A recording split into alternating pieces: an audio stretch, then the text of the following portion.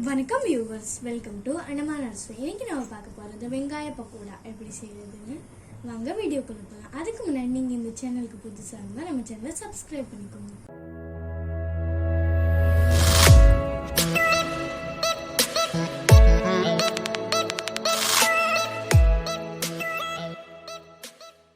இன்னைக்கு நம்ம பார்க்க போகிறது வெங்காய பக்கோடா எப்படி செய்யறதுன்னு. அதுக்கு நான் 5 வெங்காயம் எடுத்து வச்சுருக்கேன்.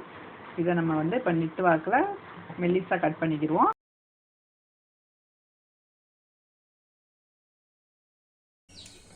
வெங்காயத்தை நல்லா மெல்லிஸாக கட் பண்ணியாச்சு. இப்போ இதை ஒரு பவுலில் மாற்றிடுவோம்.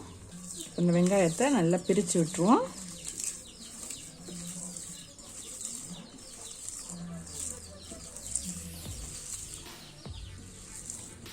நல்லா வெங்காயத்தை பிரித்து விட்டாச்சு. இப்போ தேவையான அளவு உப்பு சேர்த்து இதை நல்லா மிக்ஸ் பண்ணிடுவோம்.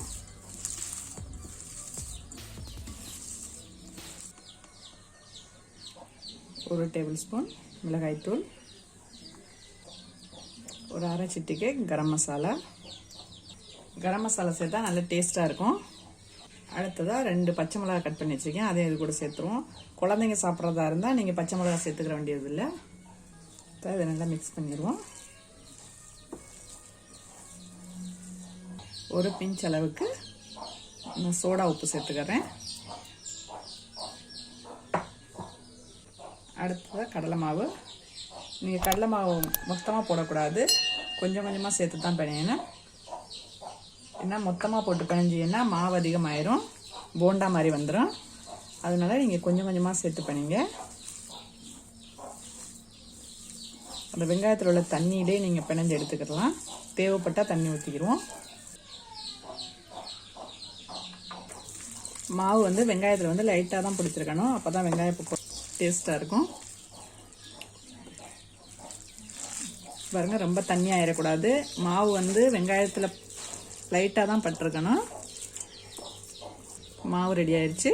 இது அப்படியே கொஞ்ச நேரம் ஊறட்டும். ஒரு 10 நிமிஷம். ஒரு 10 நிமிஷம் நல்லா ஊறிடுச்சு. இப்போ நம்ம எண்ணெயில் போட்டு எடுத்துருவோம். மொத்தமாக போடக்கூடாது, உதிரி உதிரியாக போடணும்.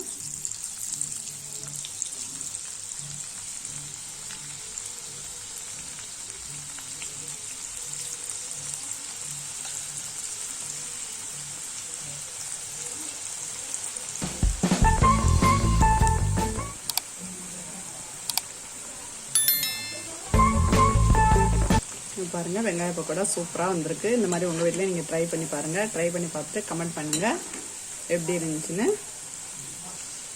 அதை எடுத்துருவோம். இந்த வீடியோ உங்களுக்கு பிடிச்சிருந்தா லைக் பண்ணுங்க, ஷேர் பண்ணுங்க, கமெண்ட் பண்ணுங்க. நீங்க நம்ம சேனலை இது வரைக்கும் சப்ஸ்கிரைப் பண்ணலன்னா சப்ஸ்கிரைப் பண்ணிக்கோங்க. பக்கத்தில் இருக்கிற பெல் ஐக்கானையும் கிளிக் பண்ணிக்கோங்க. டாடா ஃப்ரெண்ட்ஸ், அரிசி ஆரோக்கியம் மலரட்டும்.